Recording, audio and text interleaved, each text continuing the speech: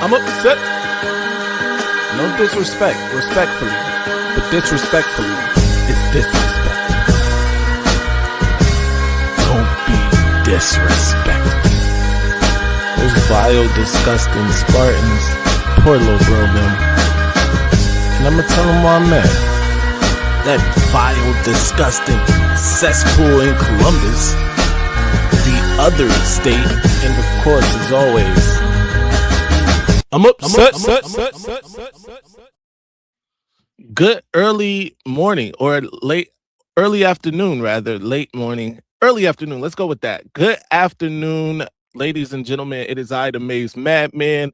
We are here for another exclusive interview. Shout out to Moose, who's already here. What up, though? We have the one, the only, none other than Michigan commit in the transfer portal. Mr. Braydon Alford is joining me here. Braydon, how you feeling today? Hey guys, I'm doing good, feeling great. I'm grateful to be on the show. Absolutely. We were talking a little bit backstage, man, and you brought up it was the love that your family received from the Michigan community, and that's a great thing. And as I told you backstage, on this channel at least, there's been nothing but love for Tony Alford, and it'll stay that way. That said, we're not here to talk about Tony. We're here to talk about you, Braydon. I'm sorry. Let's start with this though. You've grown up, in football, around football, with your father, your uncle coaching some of the biggest programs, by the way, in the country. What does it mean to you personally to finally, share the sideline with your father in Ann Arbor? I mean, honestly, it's a dream come true. Growing up football at a young age and kind of choosing that to be my path in college. It's always kind of been a goal of mine to play for my dad. It's something that we've always kind of talked about. But it's also been something that's just been like something that we kind of laugh at because it's tough to play at this level. Right. And although we always hoped I would get to this level, we always knew that it'd be a really tough path. And so it was more of a dream than anything else. So to see it come true, it's been really great. Absolutely, man. How do you balance, kind of the father-son dynamic with now the coach-player relationship, once you step onto the practice field? I feel like it's not going to be too difficult. He helped me train a lot growing up. So we've always kind of been able to separate those two lives. When we're on the field and he tries to critique me and stuff like that, things can get heated, but it's just important to never take anything personal from any coach. Just kind of know that they have your back in life and that, they love you, especially with my dad. I mean, he'll tell you the same thing. That's my best friend. And he's had my back and had my best interests my entire life. And I know that. So I feel like it's not going to be too difficult to separate the lives of, player to coach and then son to father. Absolutely. Your father has a reputation as being one of the best recruiters and coaches in the Big Ten. What's one piece of advice that he gave you during your time at Butler or in high school at Dublin Jerome that helped you prepare, for this jump to Michigan? I feel like the biggest thing that he taught me was to surround yourself with people that care about you. And that's a big part of all of this, going to Michigan and playing obviously for my dad and for Coach Combs, who I've known for many years. I'll immediately be surrounded by people that I know have my best interest, and I know that they care about me unconditionally, whether I get a bunch of playing time, whether I end up with the scholarship, whatever happens, I know that they'll have my bag no matter what. So I feel like that's the biggest thing you taught me, is that you are who you surround yourself with, and you want to surround yourself with people that have your best interest, whether it's things that you want to hear or don't. Absolutely, man. I like that. After 2 years at Butler, without seeing, significant game time, what was the light bulb moment for you that made you decide to enter the transfer portal and, bet on yourself at a Power 4 program? I mean, it's been something that we've been talking about for a couple of years. When my dad initially took the job, when I met Sharon and Coach Bell and all those guys, that's when the whole idea of me possibly being a walk-on kind of started. Um, and at the time, I was already committed to Butler. I didn't want to, decommit, anything like that. Then came to Butler freshman year, blew out my knee, ACL, sophomore year, patellar tendon. So Mm, just it was a rough patch, and I felt like the time that I spent away from football and doing rehab, um, just with the amount that Michigan staff would check up on me, and they showed that even though I wasn't playing for their team, and even with the blue staff, they showed that even though I wasn't playing for their team, they were still caring about me as part of the Michigan family. Um, and that was kind of my light bulb moment where I'm like, okay, so these people, they care about me. That's my dad's biggest piece of advice. And, if they care about me and I'm not even playing for them, then I know that they'll care about me no yeah, matter what the decision is. And so I decided that that's a group of guys that I want to be around. absolutely. Talk about that adjustment, right? You come from Dublin, Jerome. You're a superstar, right? You're setting records. I believe 90 receptions your senior year, over 1,400 all-purpose yards, 10 touchdowns. And then you get to the next level in college, and what's the difference there? Talk about the difference for people who underestimate that college to or high school to college jump. It's just tougher. I mean, high school is one of those things where, if you want to play college football and you put the work in, I believe that you will. You'll find a place, you'll find a home, whether it's D1, D2, D3, it's all college. Yeah. And so I believe that when you get to the college level, it's a little bit different just because everybody has some sort of work ethic to get there. And I believe that's where kind of that work ethic separates from talent. And so you have to kind of turn things up a notch in terms of one, how you work out, but also how you take care of your body, Right. from a diet, from a rehab standpoint. You're going against guys that, they've been in the weight room, they're big, they're talented, all that. So it's a lot easier to deal with, bumps and bruises that you'll get in practice. So you have to kind of go out of your way to do all the extra things, make sure you're hydrated, get enough sleep, don't do crazy things on the weekends, kind of shifting your lifestyle that some people may have lived in high school, I feel like is the biggest thing. Absolutely. Braydon, at 5'8", you bring a different dimension to the wide receiver room. How do you use your size, your agility to your advantage? And do you see yourself primarily in the slot or outside? Where do you see yourself? Right now, just with the conversations I've had, I'm primarily aiming to be a returner. Okay. In terms of being a receiver, I would definitely consider myself a slot. It's kind of what I played in high school, Mm-hmm. what I've been crafting. I think I bring kind of a different level of agility, an ability to change directions a little bit quicker. Just, being a shorter receiver, that lower center of gravity can help me out. Obviously, the jump balls versus the tall cornerbacks, we have people for that.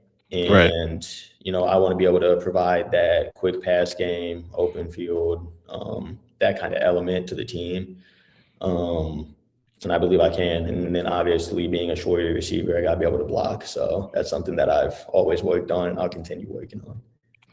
Absolutely. I'm speaking of that, man. We saw a great example of that in, I believe, the CFP, the semifinal, right? A guy like Malachi Tony. I mean, Yeah. He's a smaller guy, but he's definitely, sticking his head in there and doing the blocking. So definitely that's one way to see the field. You are going to be in a unique position, right? Where you're not necessarily an old guy, right? But you're definitely a veteran in the sense that you've been in college for 2 years, even over somebody like Andrew Marsh, who had, kind of a breakout second half of the season last year. What kind of wisdom can you impart to guys like Andrew, guys like Travis Johnson about, the position and being better? Obviously, I feel like the biggest thing is just film study and continuing to perfect your craft. And I feel like that's different for everybody. It Yeah. goes back to, different heights, wingspans, all of it. And Um, just making sure that all of us can get along and be able to, critique each other and have a room of guys that we know can help get better. Even though we all have a coach, we want a room full of guys that we know will help us get better, from Yeah. players. And, I've met Andrew, I've met some of the other guys, and they're great people and they're really hard workers. Really excited to be around them. So, I mean, obviously I'll give the advice that I can give. And then obviously, if they ever have questions for me and want to ask anything, then I'm open to it. But I really am just excited to get to work and to be able to be around them a lot more often and get better. Absolutely. You grew up, spent a significant time in Dublin, Ohio, obviously, right there in the heart of Buckeye country. I myself am from Ohio. I grew up in Dayton, Ohio, before moving to the Washington, D.C. area here. But that said, while your dad coached at OSU, when you were growing up, what's it like now to be immersed in this Go Blue culture and preparing for the game from the other side? I feel like, and obviously, we talked about this before we went live. The biggest difference that I've seen is the fan base and the staff. Mm, I think that when we were at Ohio State, there was a lot of negativity involved. And the biggest thing that I've always wanted to do is just see my dad happy working his job. And I've never seen him happier than working at Michigan. I mean, that's dope. the staff, albeit it's a new staff, he immediately got along with all of them. Of course, the old staff loved all those guys, and the new guys seem amazing. And the support that we've gotten from the fans over all the stuff that's been going on, it's been great and it's been different. I mean, we were used to the whole, Tony Alford needs to be fired and this, that, and the third. Yeah, it's just different, and it's just good to kind of see him enjoying the path that he chose. Because obviously it was kind of a risk jumping from one school to the rival. Right. But the support we've gotten from everyone it's been more than enough proof that we made the right decision. No doubt. All right, I'm gonna get into a little bit of rapid fire questions. You let me know this or that, which one is better. All right. Better food, Columbus or Ann Arbor? I would say Ann Arbor. Okay. I Yeah. like it. Yeah, I'd say If Ann you Arbor. I mean, yeah, sorry. No, you're fine. You catch a touchdown this season, who's the first person you're looking for in the crowd? My mom, every time. Yeah, no doubt. What's more intimidating, a Big Ten defense or Sunday dinner with Coach Alford after a loss? After a loss? Right. Oh man, I would say depends on the loss, but I'd say my dad. No doubt. Favorite Michigan uniform combo? All blue. You like the classic maize and blue, all maize. What you like? I like the all blue. Yeah. Okay, I like the all blue too. I'm all blue with some like dark shoes. I'm here for it. Let's get it done. If you weren't playing football, what would you be doing? Probably running track if I could choose a different sport, or just kind of focusing on my school, my education. No doubt. Give us your best go blue for the camera. I mean, go blue. Let's go. Let's go. Look, I'm gonna take some. I'm allow. We've done this before. I'm allowed the chat to pose some questions. If you guys have any questions for Braydon, feel free. In fact, I'll do you guys a solid. I'll drop this link here. If any of you want to come up, you get one question to ask Braydon. One question, and then you don't go over your time either. One question. This usually works out. We usually aren't on this early, so I know that there's some people that's gonna miss this and come back and be like, "Oh man, I missed on the opportunity." But that's your fault. You get up earlier, you have a chance to speak to Braydon Alford. With that said, Braydon, while we wait on anybody to come up, I guess they're all too shy. What are some of the goals that you have set out for this season? I mean, obviously, the biggest thing is just win games and Hmm. whatever role I have to play. Even if it's a very minor role, if I'm scouting this year, cool. As long as I can help the team get prepared, we're good. And Yeah. yeah, I mean, I feel like that's the biggest objective for everyone is to just win games and do our part to obviously get in the playoffs and make a run and get a title. I feel like at a school like this, that's always the goal. There's no excuse to not win games. Yeah. Something I truly believe in. And obviously, we have a team full of guys that work really hard, a staff full of guys that I know work really hard. So, yeah, I mean, I feel like it'd be inexcusable for us not to win. Absolutely. We got a question from my guy Blueprint J. Shout out to BPJ. He says, "What rivalry game would you want to score a touchdown in, MSU or the other state?" Definitely the other state. Just kind of growing up there, a lot of my friends are fans of that team. So I feel like it'd be pretty funny bragging rights to have. And obviously to score a touchdown in a place that I consider my hometown, that'd be awesome too. Absolutely. Jester said they will jump on just starting their computer. You should have had the computer started already, man. Let's go here. Tell me your favorite moment, and it doesn't have to be pro Michigan. Like, we'll be fair. Your favorite moment from the game that you saw personally. Okay, I'd say there's two. Okay. I feel like the biggest one for me would be after we beat them my dad's first year here. Okay. After Khalil broke off that run and they had a good game. That was massive. Just seeing his face and being able to talk to him after that game and seeing his joy, kind of having gone through that past year with a lot of questions and right. Obviously, my dad kind of being public enemy number one in Columbus for a year. Just kind of being able to go in there and prove to himself that he was right in making this decision from a winning standpoint. Mm-hmm. I feel like that was the biggest thing, especially for my family, just to kind of be able to know that we did the right thing. Yeah. Another one, which I guess is in pro Michigan, that's will be Curtis Samuel. I don't know if you guys remember that. Oh man, yeah, that was 2016. I know it was a heartbreaker for you guys. Yeah, I think it was 2016. Bro. It was a heartbreaker for you guys, but at the time, of course, we were with the other team, and that was just JT was short. Game. I can't comment on that. No, that's good, man. That's good.